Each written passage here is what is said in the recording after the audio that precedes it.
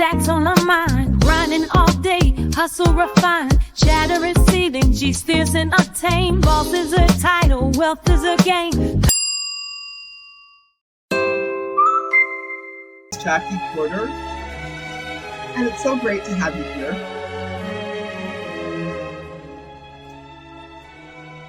You might have heard this before because you joined us before for a podcast episode, and I just wanted to let you know, my why for starting this podcast is all about making money conversations possible so that powerful women like you can make confident financial decisions and build lives and legacies on your own terms. And as I mentioned, I'm your host, Jackie Porter, financial confidant, advocate for your wealth, and fellow trailblazer. And if you've been riding with us for a while, I love music. So you already know I love linking the topic that we're going to be discussing today. And so I actually really, really enjoy setting a vibe for this podcast. And we've been listening to the sounds of Vivaldi. And the song that we've got playing today is Spring. This one's actually a personal request from our very special guest today. And I really think this song is such a fitting intro for who we have on today, this very, very exceptional guest. We're joined by an icon in Canadian leadership, Senator Marie Poulin. From the Senate chambers to the corporate boardroom and across decades of public service, she's been a fearless voice for women, a champion of ethical leadership, and a living example of what it means to hold power with purpose. This episode is all about life lessons every high-earning, high-impact woman should know. And trust me, there are gems here for every woman navigating leadership, navigating wealth, legacy, and that delicate art of the balance. So whether you're driving to a board meeting, unwinding after a 12-hour day, or even taking a walk to reconnect with yourself, like I like to do, this is for you. Senator Poulin, welcome to the podcast. We're so honored to have you. You are so generous with your introduction, Jackie. I'm humbled. It's a point. It's a point. And you have no reason to be. Your CV says it all. I want to actually start at the beginning. So before the accolades, the appointments, the impact, what experience actually shaped the Marie Poulin we see today? About it until just now. And I would say three things have shaped me on who I am today. Number one, I'm from Sudbury. Played baseball every Saturday afternoon with kids who were all neighbors, same area of Sudbury, who were from Eastern Europe, Western Europe, Asia, Africa, the Caribbean. And so when I hear a word like inclusion today, I find it very strange because when you're from Sudbury, it's a natural, it's a natural feeling to respect people who are different from you. So that's number one. Wow. I love Northern Ontario. Number two, I was raised with four brothers with four totally different personalities.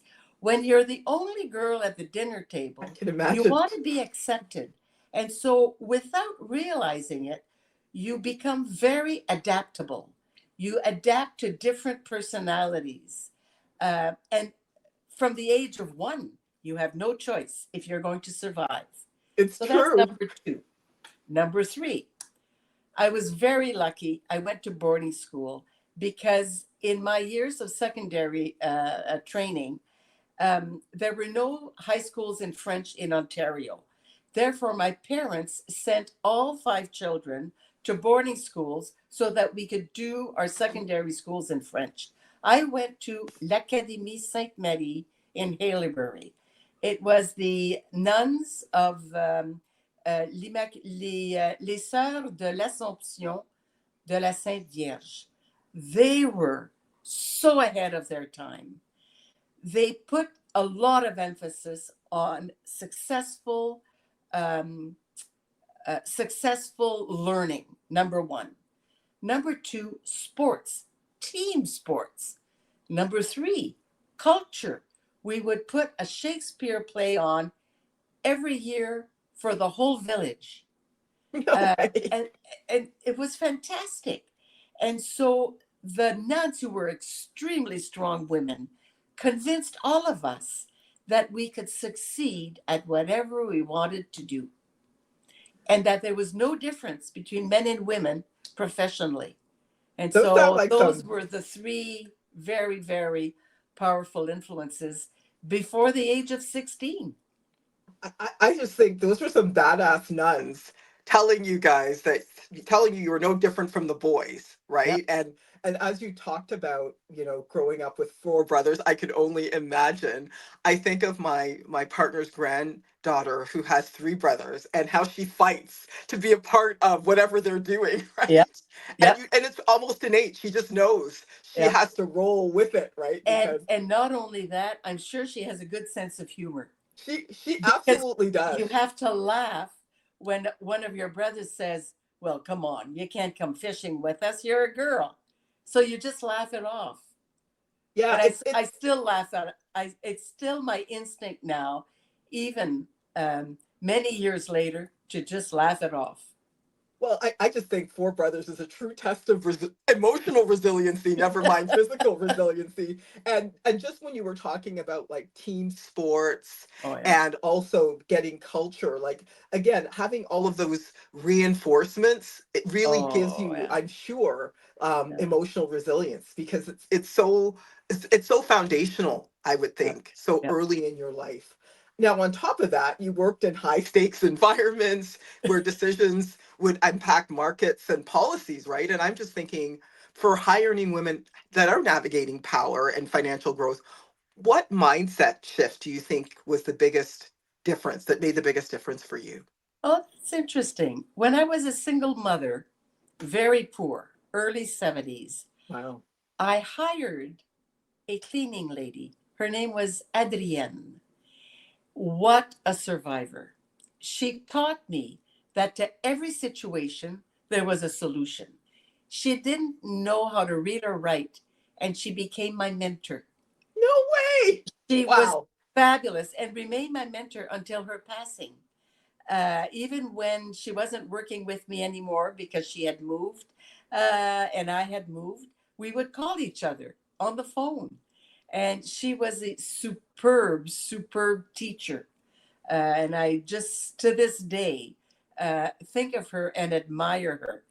And I think it's because of her that when the journalist Fred Langan asked to write my biography, my first answer was no, Fred. There's no story there. And my husband Bernard said, "Hey, you're going to call Fred back, and you're going to accept, because you have to tell your story." And this is the book here. Please show us. She Dared to Succeed, written by Fred Langan. And uh, those who are reacting the most to the book are men. Tell me To my more. surprise, I've received so many emails, personal letters from men who say, "Chapeau, thank you for having done what you've done, Wow. What's their big takeaway? and having survived what you survived." What do you think their big takeaway is from that? Like it's interesting to me that it's men.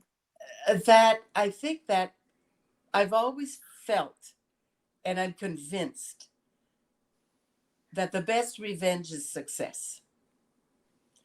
And that no matter what so and so tries to do to you to bring you down, you still have to sort of laugh it off and Yeah, move forward and learn from it, exactly. And the because fact that's that you how we you grow.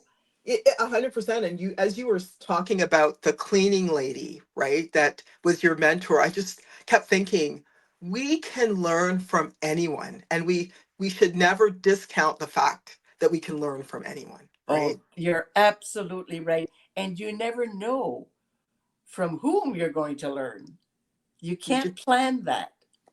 we really have to be open to the lesson, don't Yep, we? yep, very Wow. much so.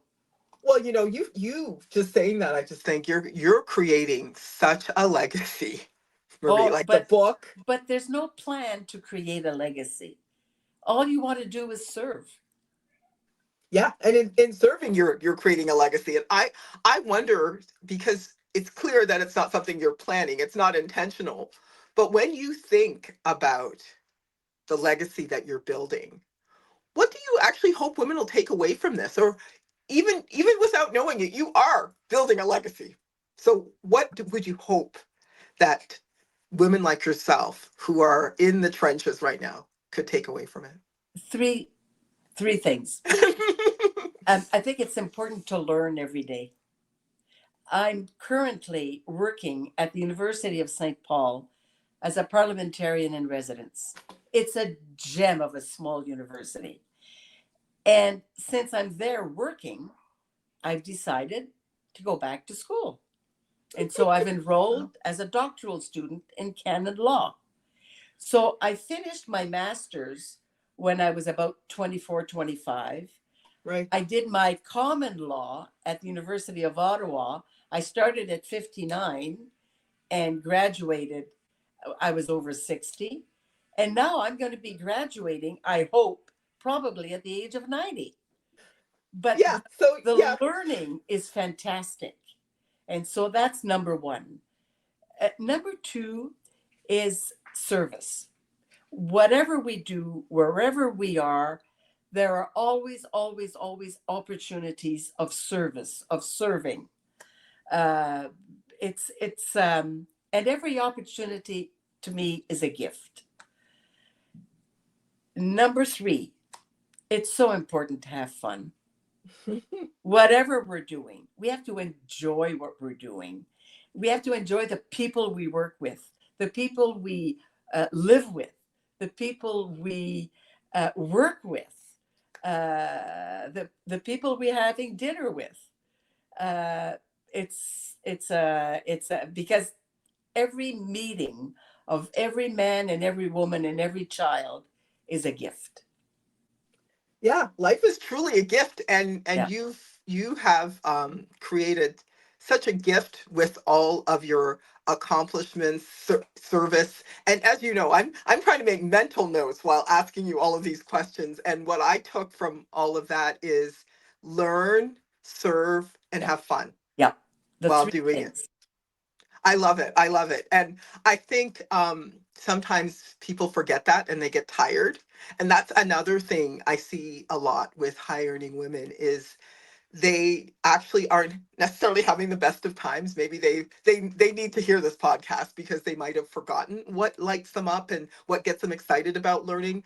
I would love to know for listeners that I see in my practice that are navigating burnout and they're doing it quietly because sadly women don't talk about burnout enough when they're but earning at but it's high a real levels. it is a real threat. Yeah. But there are ways to avoid a burnout, and this is something I learned when I was a radio producer. And one of the first shows I produced was the morning show, so I had to get up at 4 every morning to be at the studio at 5. We were on air at 6. I started taking afternoon naps, and so that I would come back from work between 12 and 1, would nap until I had to pick up my then daughter at school because I was single mother. And so the afternoon nap, believe it or not, is really, really a small tool to be able to avoid the burnout.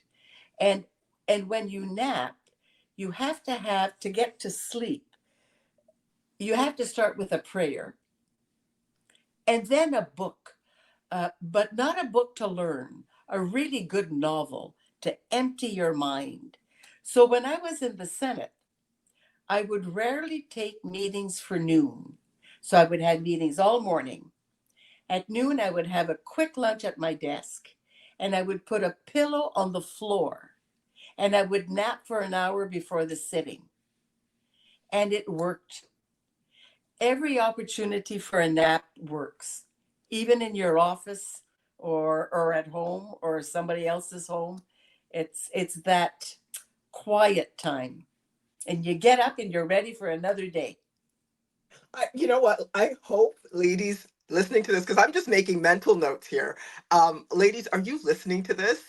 Give yourself permission to nap, have a pillow in the office, have a easy read book, and schedule is what I'm hearing. Oh, yes, Nap, schedule it. schedule it.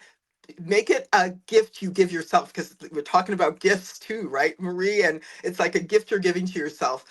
Give yourself permission to take a nap. Yeah, It's your life, it's your legacy that you're, building at some point, and you deserve yeah. And to recover, there's right? an there's another trick also. This was 1992. I was an executive at CBC, and I'd been working 7 days a week because we were negotiating with 33 unions. Wow. And the negotiations had just finished. We had resolved all the problems. It was great. And I came home from work, and Bernard said to me, Bon voyage. And he gave me a ticket to go in an all inclusive for a few days down south. And I said, Where's this from? He said, Don't you realize how tired you are? You're going to go away alone. I know you love the sand, you love the ocean, you love the sun. Just enjoy yourself for a few days. I followed his advice. Next morning, I was on a plane, and I came back so rested. What did I do for a few days? I slept and slept. I exercised, I meditated. That was it. I was not social with anybody in the all inclusive. I have enough sociability in Exactly. work and at home. Feel the same. And I started doing that, and I still do it once a year, sometimes twice a year. And I have to say, all that work and all that fatigue and all those worries, they go straight out the window and right into the sea, right into the ocean. Oh, wow. I am so grateful that you shared that. And, I'm going to ask you about this amazing man who I just said, because he actually is of somebody who's clearly takes very good care of the woman who he gets good food from. So I know that he is a gem in your life, and you've been blessed to find such an amazing partner. Yeah, And I don't very actually even blessed. have this as one of my questions, but because he was the person who gave you permission. If you weren't going to give yourself permission, he gave you permission to take He that told time. he didn't give me permission. He gave me an order. Yeah, This is even the better. ticket. You're leaving. And I Even don't usually better. take orders too well. Yeah, yeah, you know what? It's amazing when you have a partner who would give you Yeah, an order to have a yeah, vacation. yeah, Normally, women are asking for permission for things like that, or planning their own vacation. yeah, So, ladies, do not miss that takeaway. Do not sleep on that takeaway. yeah. Take the time, again, set intentional time for yourself where you get to fully decompress. No phones, meditate, exercise, even But if it's 2 days. yeah, you said a key word, Jackie. You said partner. And the one thing I wish for every viewer of this podcast is to have the right partner of life. That's what I was going Be- to ask you. Because a partner is there. And I really feel that with Bernard, we have a real partnership You do. because we're always encouraging each other in the work that we do. We're in totally different fields. When we met, I was in broadcasting. He was in teaching. And then when we were married and we moved to Sudbury, where I opened up all the Radio Canada services in Right. Northern Ontario, Right. he was able to open his studio full time, and he's still now a professional portrait artist. And so we're in totally different Yeah, fields. absolutely. But to me, whenever he finishes a portrait, it's like a miracle. Wow, the work that's gone into it, the talent he has, the dedication he has to his client. And so I went from broadcasting to public service to parliament and then to not for profits. And now I'm in a university as a parliamentarian in residence. But Right. whatever work we're doing, I really, really feel encouraged and supported by Bernard.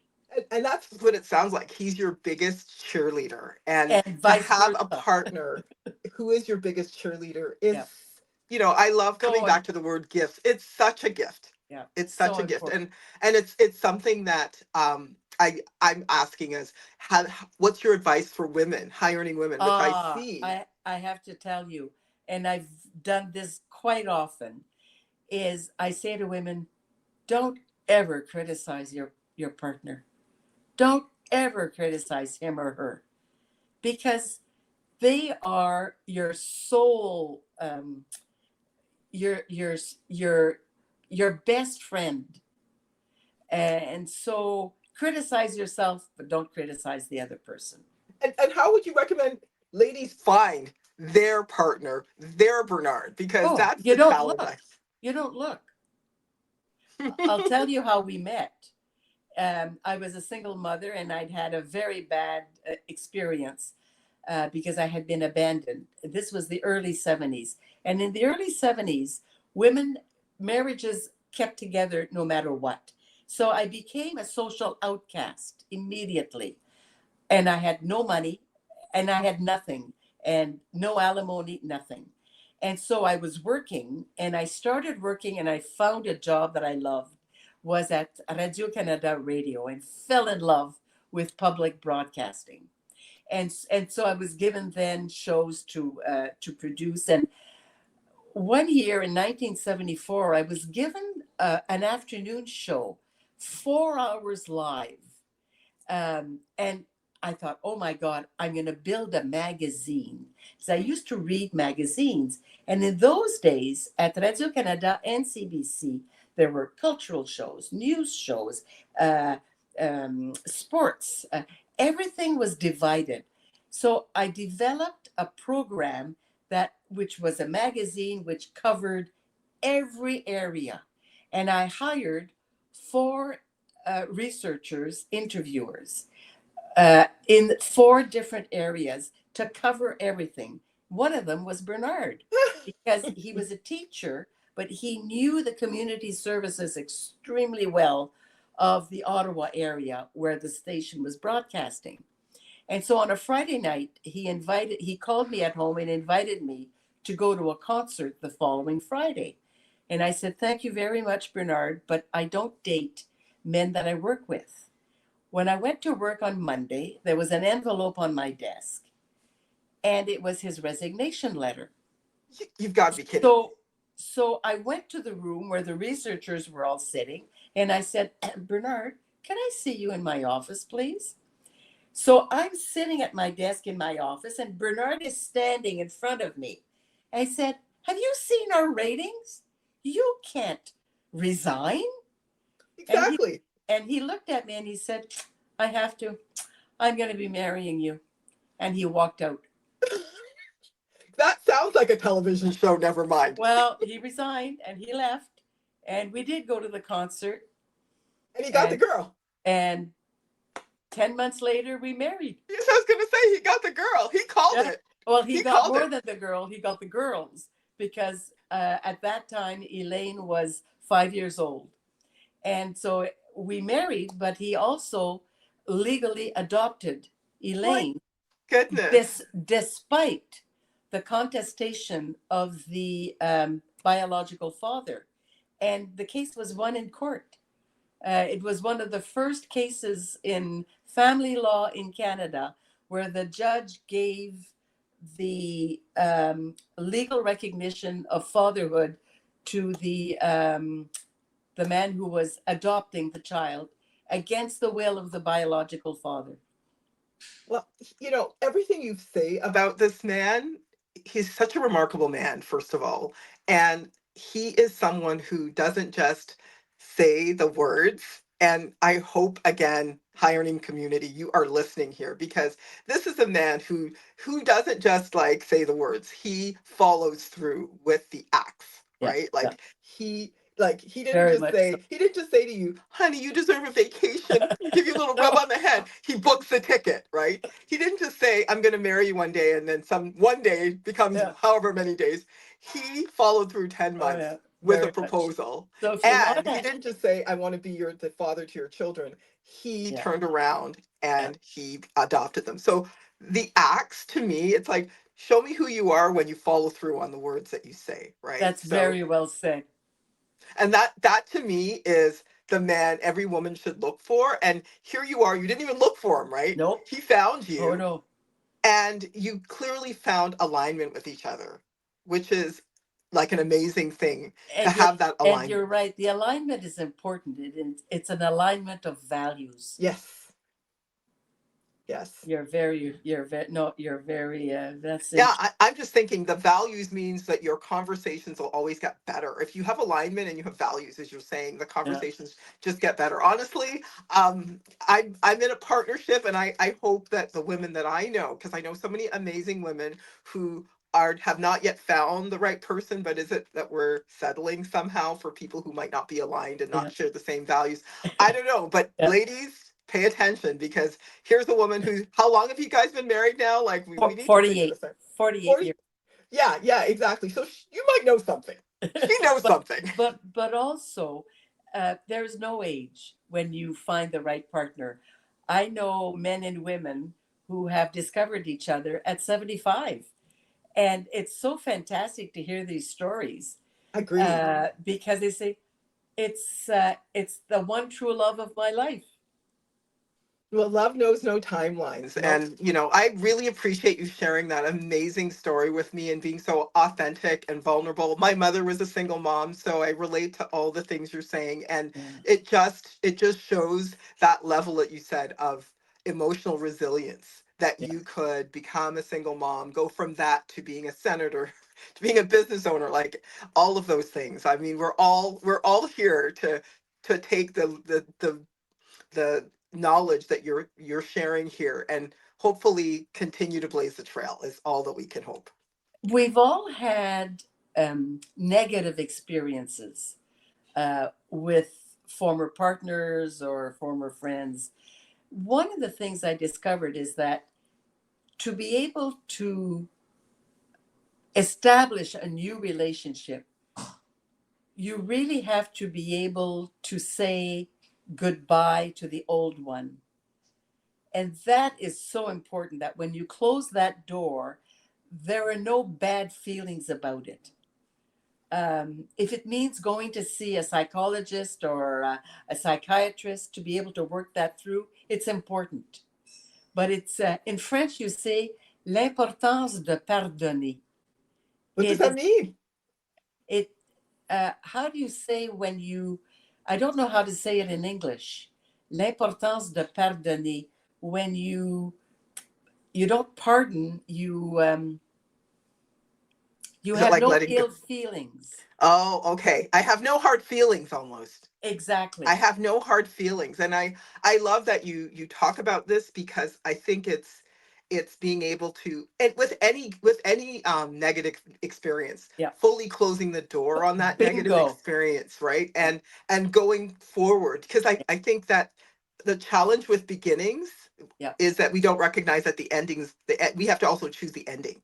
It's like ending, beginning. You're kind of like, you could be Yeah. stuck in that place, right, where Yeah. you're not fully ended something and you're starting something else. So it's like Yeah. closing the door on the And, ending so you and, can and embrace the very, beginning. very much so. And very often, because I went to get professional help to help me. And that's when I discovered the importance of being given the tools as my the first psychiatrist said to me, the tools to learn how to fly. Yeah, we all could use that. We could Yeah. all enjoy flying a bit more, and being open, and feeling less heavy. So I really appreciate you sharing that. Now I'm going to get you through the firing round. So this is the one word answers that I know we'll get a lot of value out of as well. Tell me one word you'd use to describe power. Service. Wow. Okay. Biggest myth you would say about success. Self-satisfying. And most pivotal investment you've ever made in yourself. The book. I would say so. I'm looking forward to a copy. We'll talk after. Book you always recommend. It's not a book, it's a little card. Oh, it's just a little card. A little Okay. card. And I have quite a few of them, and I always give them out.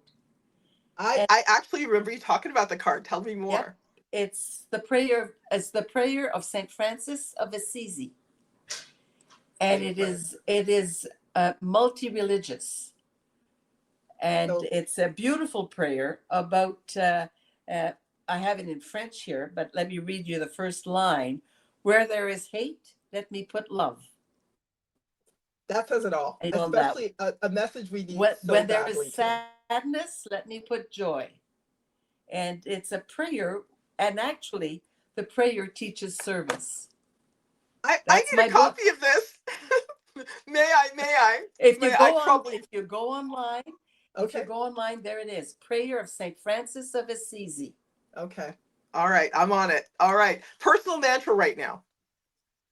Personal. Mantra. Oh, personal mantra. That's in. Oh, it's always the same. Learn, serve, enjoy. Okay. Yes, we did talk about that. Anything non-negotiable in your weekly routine? Oh yes, my walk every morning and my swim every evening. I And remember you so saying that. we're very lucky to live in a building where we have a fantastic gym and a superb swimming pool. And we moved here because of that 10 years ago. And Well, so that's non-negotiable. okay. Fair enough. Women leader who inspires you. Oh, Angela Merkel. Oh, And, yes. and it's Absolutely. interesting because I went back and looked at her CV, and she's really she has a PhD in chemistry. She's a hard worker. She's a leader. She was able to survive as Chancellor of Germany for 17 years, 2005 to 2021, 16 years through coalitions. That's a lot of work. She comes from the country. She's now retired. I don't know what she's doing. I hope she's giving podcasts I because hope so too. she has a lot to offer, and no, very well trained, and I think she'd probably agree with my mantra. I don't think anyone would disagree. I mean, serve serve, enjoy, learn. Like, I mean, these are amazing mantras for life, right? That's a life mantra. And I agree, you don't need to change that because No, that's a daily habit. That's kind of like exercising every day. yeah. You know what I mean? So I Yes. appreciate you sharing that. Final one is, what do you want whispered about you 50 years from now? Oh, um, she accomplished a lot, but she was above all a kind person. Yeah. And we definitely Marie, we need so much We more of this today. We we need need it. We need it more. Like, we give need me a more bit of of that. kindness. And And I think, from men, I think we need kindness from men and women, yes, but we need more kindness also for children. yeah, you know what? Preach. That's a fact. I think the world needs kindness, and I think if we start with children, start with the elderly, that we, Also, yeah, if we start with children, we start also, with the elderly. It just flows from there. So yeah. again, I just want to, Marie, I want to thank you so much for your time today, Oh, your truth, your leadership. You've given our audience, just many of them that are carrying so much, and I'm going to go back to that word, permission, right? To just lead more boldly and live more freely, right? And I just want to say to everyone listening, remember, success doesn't have to come at the cost of your own peace. You can lead with clarity, you can earn with integrity, all the things that you've shown us, and you can live the life you truly deserve. and you know what? You live your life more fully. There's one more thing that I've done all my life and I still do, and I ask for advice. Yeah, that's a give yourself permission too, right? Like, Yeah. you don't need to know everything. No, oh no, but It doesn't need, the weight doesn't all have to be all on your shoulders. yeah. I think I said this to somebody when we were talking about burnout, a therapist. I said, I have my in case of emergency phone number, friends. have. You already know this is a red phone moment. Pick up the damn phone. We need to talk, girl. So it's so great to have those people that you can totally be vulnerable with and tell them your truth and know they fully have your back. And you had my back today, Marie. I just want to thank you again for being here. If today's episode resonated, please share it with a woman who needs to hear this, community. Tag us, DM us. We love hearing how these conversations are impacting you. Money is not power. Money is power, right? And you deserve to earn yours. Confidant, high earning community. So keep rising, and I'll catch you next time on the High Earning Woman podcast. Thanks again for being here, Marie. Thanks everybody for tuning in. Have a good one. And Jackie, keep doing those podcasts with women of all ages. 100%. I love it. If children hear this, as you said, that young child, female child who's like fighting her brothers to get in the middle of all of it, right? I love watching my partner's grandchild like